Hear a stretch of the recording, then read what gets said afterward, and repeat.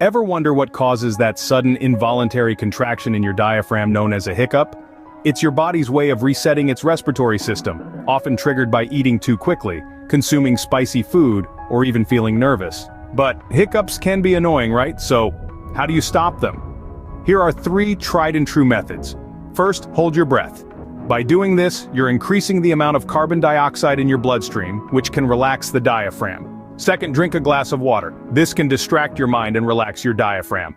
Lastly, pull your knees to your chest. This changes your body's posture and could reset your diaphragm. Remember, if hiccups persist for more than 48 hours, seek medical attention. Now go forth, hiccup free.